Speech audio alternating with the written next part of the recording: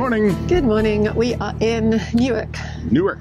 And not the Newark in New Jersey, but the Newark in somewhere quite a ways from Old Jersey. It's confusing. Nottinghamshire. Nottinghamshire. That's the one. So when we got here, we were like, oh, we won't be able to stay because the towpath is so high.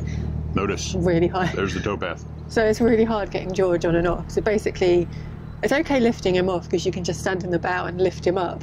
But then to get him back on, one of us has to be up there and one of us has to be down there to facilitate. And he doesn't really enjoy it. So he doesn't enjoy it. It makes walkies really quite... It's a two-person job. Yeah. Luckily, there's a big field over across from the castle. It's a nice place to walk him, and there's horses that are being used as some sort of lawnmower. And because it's so nice here, after saying we couldn't stay here because of the problematic mooring, we stayed here for 3 nights because it's just such a nice place. It's a beautiful little town. There's a market that we went to on the general market day. There's like a whole schedule of different markets and everything, and it's quite a large market. And of course, lockdown has just dropped a little bit in severity. So yeah, it's a little bit busy, but it was okay. Yeah, and it was just nice to see, you know, children about and... Yeah, and because it's just been sunny every day, it's kind of added to how nice this place is. Yeah. And yeah, it's just been nice because it's like, although there's the jump up to get off the boat and everything, it's a short walk to like just a really picturesque town. There's a beautiful church, a nice spire, and there's all sorts of, you know, little pieces. There's the castle to visit and walk around the grounds. It's just generally very pleasant. Yeah. It's we're moored next to definitely a cool town, actually. We said it was a cafe. I think it's actually a pub called the Barge. Yeah. And you can sit in the garden and have a drink there at the moment. So that's been pretty busy, but not noisy at all. Yeah, no, it's not been too bad. Although they do have some sort of air conditioner that clicks on at sort of random intervals and makes a hell of a racket when it goes off. But the pub itself was actually quite quiet, even when it was busy. Yeah. You know, I think that wall was protecting us from sound. Yeah, so today we're moving further downstream to Cromwell Lock, and at Cromwell Lock the Trent becomes tidal, so we're just going that far today, and then tomorrow we're booked from Cromwell to Torksey on the tidal section, and we've done Kidby to Torksey in the other direction before, so this will be the end of a loop. Yeah, closing off that loop, which is really good. Yeah. And now I'm suddenly grateful for Michael suggesting that we did the other part of the loop last year. It's kind of funny that this is a ring we you know, it's not an official ring. It's like we're crowning a ring. This is going to be the Great Northern Ring. I'm not sure anyone would do this ring. No, it's a hell of a big ring. It's taken a year, basically. Yeah. It's not one of those just sort of book it off and do it in a vacation time. But yeah, so now we're going to be continuing on new territory though, because as soon as we're up the lock, we'll be on to the Fosdyke, which is the oldest canal that's actually built by the Romans. And it's dead straight in section. yeah, it's interestingly, perversely straight. Well, is that yours? Yeah. Yes, he is. Oh, I don't think somebody had tied it and left it. No. Hello, little one. Yeah, so looking forward to the Fosdyke and all of those navigations off the Witham. Mm-hmm. Yeah. At least one of which, the Sleaford, may be partially closed. Anyway, we'll find out. Sometimes. We'll find out. Yeah. So yeah, there's another Newark lock just not far that way. Yeah. It's called I can't remember. It's not called the I can't remember. Not Needle. That was Town Lock. That's Town Lock. The other one, Lock? Nether Lock. That's the one. It's the one that sounds like somebody's underwear. Nether Regions, Nether Lock. Yeah, that's what I was trying to use to remember it, and I was like, that's why I screwed up my face, because I'm like, you were thinking about I need to make underwear. a face that sort of looks like genitals. What genitals? Nether region, yes. Anyway, Nether Lock does have a stoppage listed on it still, although it says that it's navigable, but there's like one paddle's not working or something, so it can be quite slow. So we'll see how that goes. I'm going to walk there and then get on there, hopefully before we go in the lock, if there's a lockkeeper on duty. Which there should be. Hopefully. Monday to Friday, it's in the right time. It should, yeah. So I will untie after I see you cross the bridge over there. Yeah, because the towpath's on the far side, so Yeah, give so me a minute I'll wait to- a little bit, to and get then round I'll there. untie, run through the boat, figure out how to get the middle bumper off while moving. Well, I can pass that down for you now. Do you think you can reach it? Well, I don't know how I can reach it easier than you can when you're moving. That's true. That's true. Okay, we'll figure it out. Right, on our way? Yeah. On our way.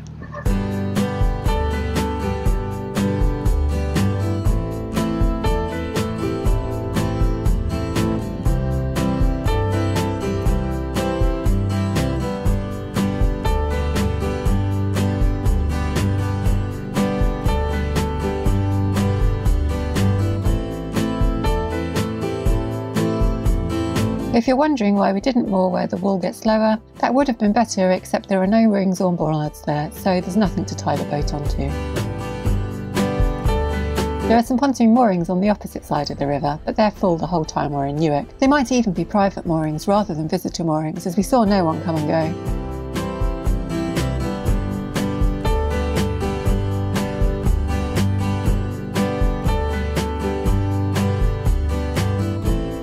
On the southwest of Newark is King's Marina, and this little blue bridge takes the towpath over its entrance.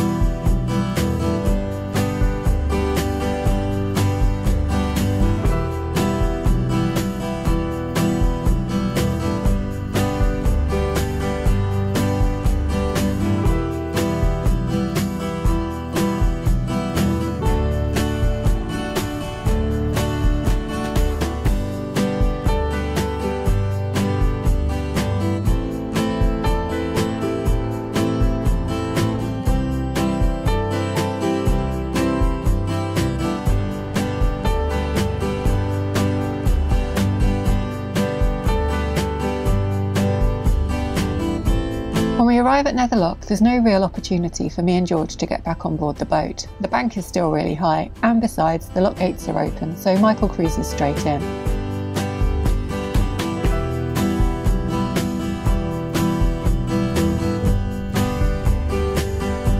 The lockkeeper closes the huge hydraulic gates behind the boat, and George supervises as usual. We found that most of the locks on the Upper Trent have on-site facilities. It's quite a luxury not having to check where the next water point or Eelson is. There's a broken paddle on the downstream gates here, so the water has to empty through just one sluice. This means that it's a pretty slow descent. He's going to be a while in this lock, so Michael makes himself comfy.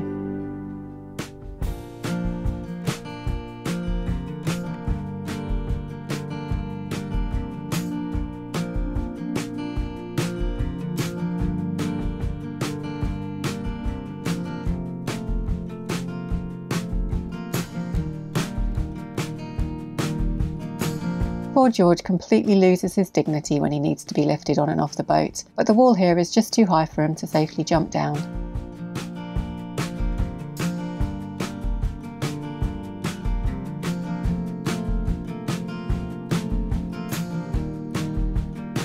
It's just over 4 miles from here to Cromwell Lock, and there's no more locks for us to do today, so we can just relax and enjoy the rest of the trip.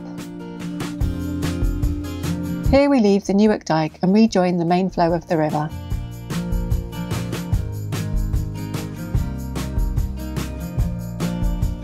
This rather bland bridge carries the A1 road over the River Trent.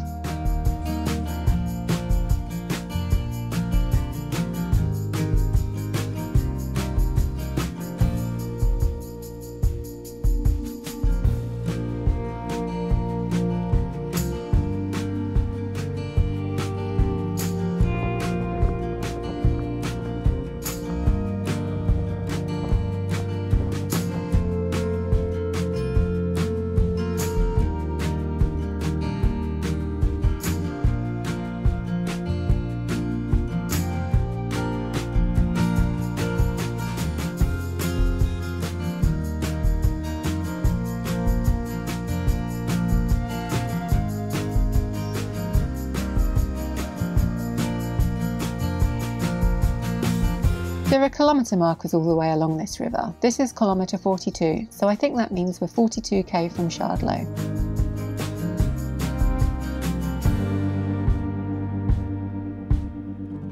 The scenery along this section of the river is mainly green banks and trees, with the occasional flock of sheep grazing.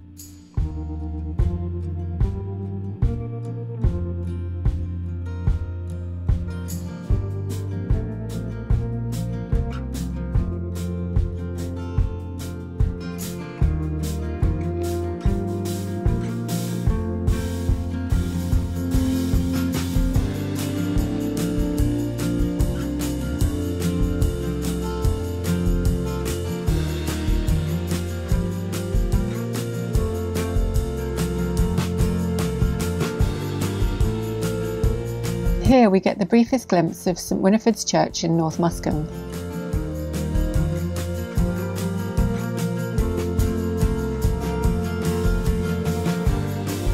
Ah, there's a better view of the church.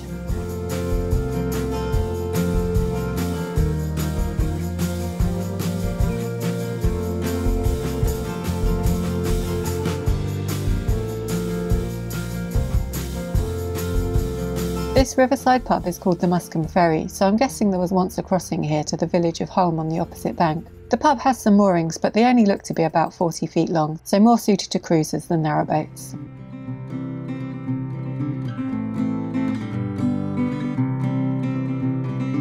These houses are on the edge of Holme. Historically, the river ran to the east of Holme, but when there was a huge flood in 1575, the course of the river changed. This isolated Holme from North Muscombe, and so it became a separate civil parish.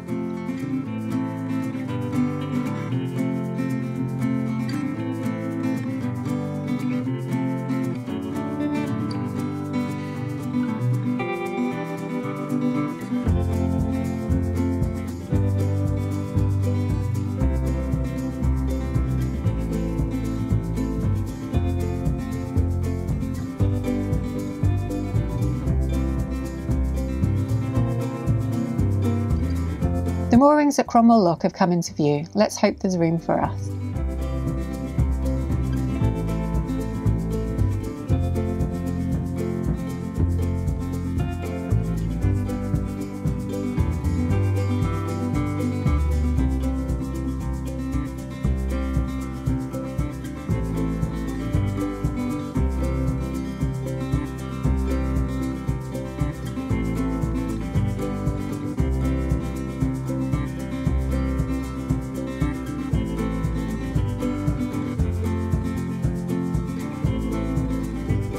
Wait till he moves off because he's gonna, when he puts it in gear, I think he's gonna make a bit of noise. We should get one of those. Yeah. To have gunnels you can actually walk on. And to have a door you can shut when you go into, into your driving position. You can see the advantages. He's also going around out the wash and round to Great Yarmouth. Oh, is he? Yeah. Oh, cool.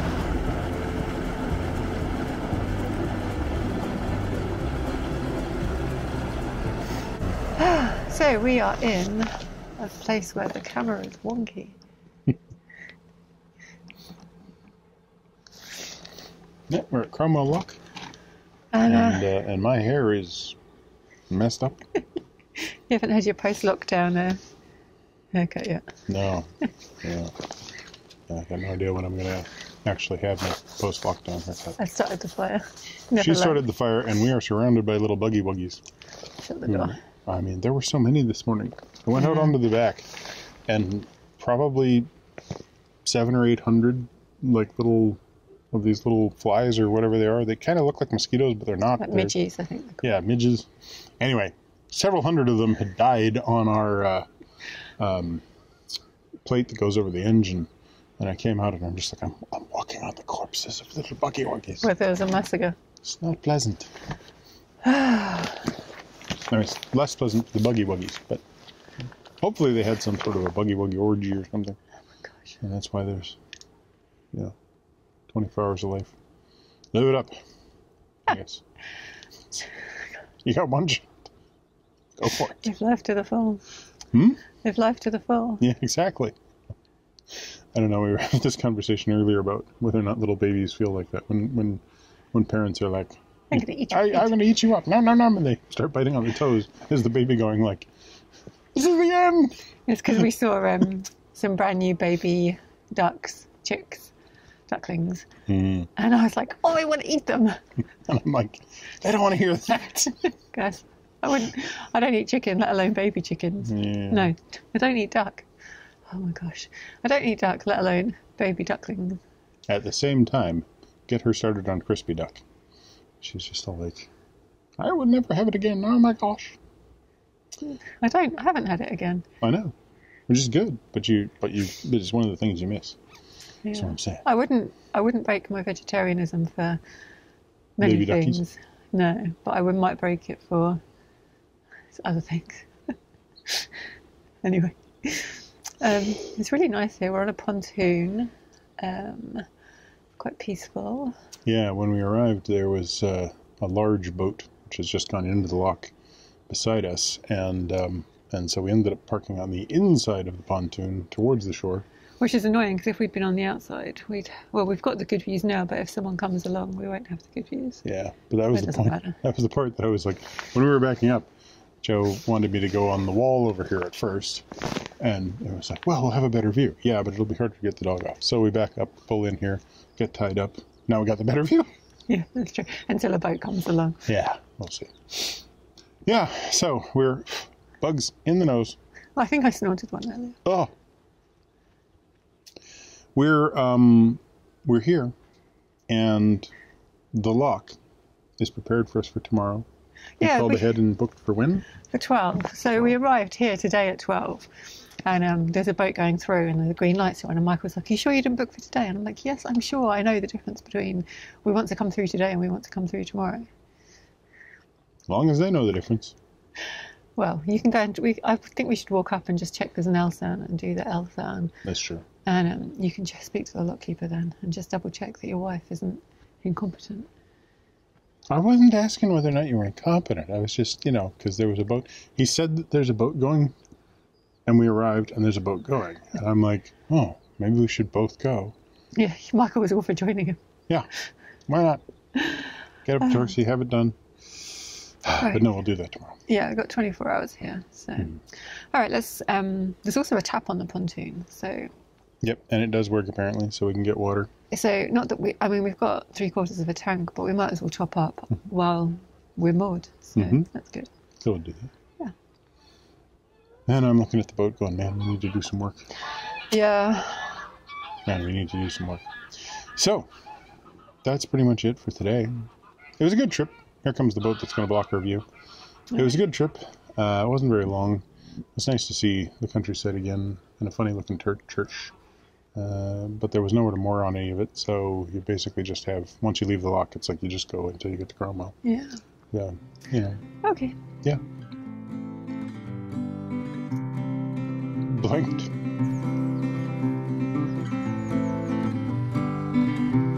The boat we saw approaching wasn't coming to block our view, it was heading straight into the lock, so we walked down to watch it go through.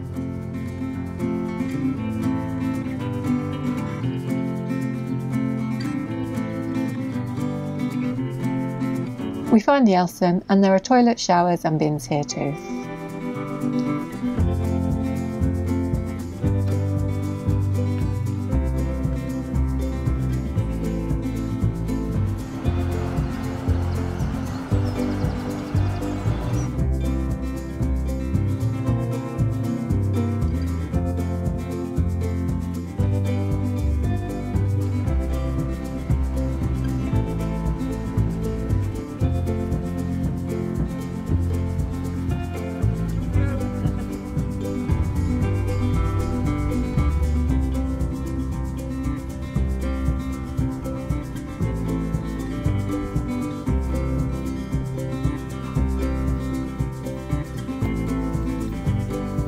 Marker here for the pieces of a Roman bridge that were pulled out of the river in 1886, I think is what it is.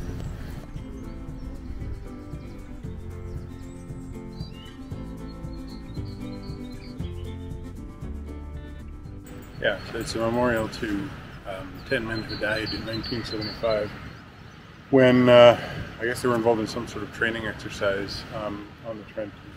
So it's the 131st Independent Parachute Squadron, Royal Engineers, Volunteers. Yeah, so anyway, I found the story on a postboard over there. Apparently they were on a boat on a training mission of some sort, and during the exercise they were moving at night, and a power cut had turned off the lights to the weir, and the boat went over the weir, and they drowned, unfortunately. So, pretty tragic story. But nice that they have a memorial up. So in World War II, that was the mount for a spigot mortar and a crew that would have been up here, probably either the Women's Auxiliary or the Home Guard, and it would have been for defending, you know, Cromwell Lock from the Nazis. But it's funny because spigot mortars are these funny things that, like, they were issued in large numbers and they were kind of rushed into production, and I'm not sure, there's like a couple of models that were never actually fired in anger, and nobody was ever sure if they'd even work if they tried. They were like spring-loaded guns, basically. They were pretty bizarre ideas. Little explosive shooter, and a whole bunch of people sitting here going, good Lord, I hope I never have to use this thing, because I don't know if it'll work.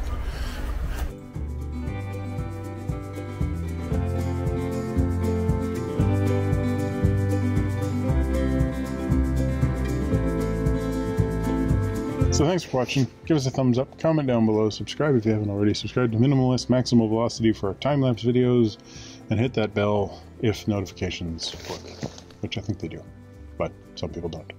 I don't know. Honestly. Finished? No. Yes.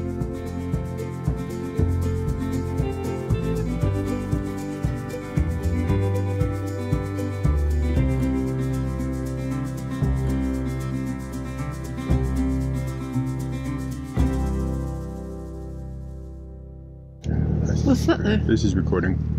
What? Oh, that's your hair spike. It's one of your unruly curls. Yeah, this is better. I'll be better edited out. This is all getting edited out. We're just yapping for no reason here.